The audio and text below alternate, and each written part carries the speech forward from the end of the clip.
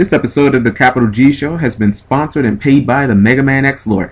It's a funny video that's about 90 seconds long about the Mega Man X franchise. I actually like the video a lot. If you like Mega Man 2, you should check it out. The link is in the description. What's up YouTube, Capital G here. So guys, we all know about the new rule changes that are about to take place in Yu-Gi-Oh! There's no need to really beat that dead horse, but I actually misinterpreted one of the new rules. I was watching a homeboy Slim X Team Symmetry, and I thought that you simply didn't get your draw phase during your turn 1. That's not the case. You don't get the draw cards, period, which immediately made me think of two trends that we're seeing right now, and they're both fairly large, and wondering if it was only a matter of time before they died out. The first is Upstart Goblin. I mean, this is something that, people have renamed the card after a player because so many people are using this. So you guys know the deal with Upstart. It essentially allows you to run a 37 card deck and get to your more important cards faster at the cost of giving your opponent anywhere from, like 1,000 to 3,000 life points.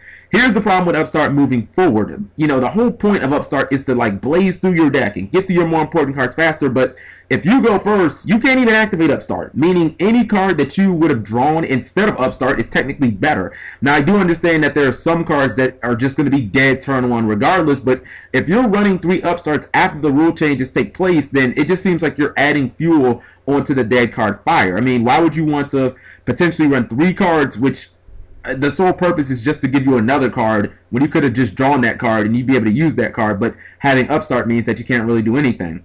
And the second card I want to talk about is CardCar D. Now, CardCar D is very, it's seeing a lot of play. It's kind of popular right now because it makes going turn first infinitely better. You already get to set up your defenses before your opponent does, and your opponent has to climb that uphill battle. But D allows you to draw even more defenses, and considering you can't attack turn 1 anyway, you're not really losing much by not having a monster on board. Sure, you don't technically get field presence, but, those purple and green cards that you set, those are what you use to defend yourself. Those are essentially your field presence, And as great as CardCar D is, one of the reasons why most people run 2 and not 3, and I have learned this the hard way myself in Insectors, and this is why I dropped it, is because if you're winning, then CardCar D, especially mid to late game, it's a serious tempo disruptor. Your opponent knows that if you summon CardCar D, not only do they not have to worry about taking any damage that turn, but whatever you drew, you can't even use that turn anyways. In contrast, let's compare it to if you're losing, where CardCar D is even worse, because if your opponent has maybe a monster or 2 that you need to get off board and you summon CardCar D, it's like, sure, you get a couple of cards that might be useful down the line, but you give your opponent a free shot at your life points, which might cost you the game, not to mention, again, those cards that you are drawing, if they're spells and traps,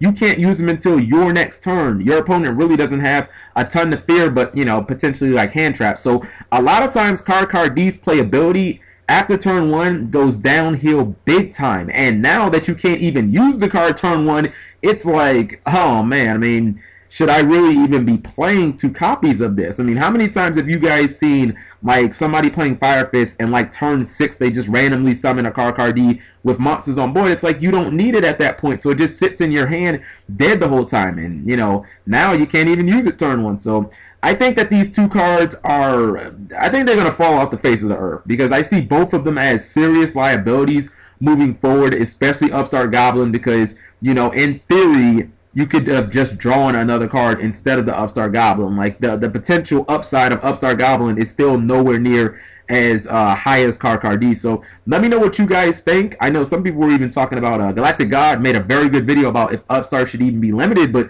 the rule changes seem, in my opinion, to just solve that problem. Thank you guys for watching as always. Subscribing makes life happy.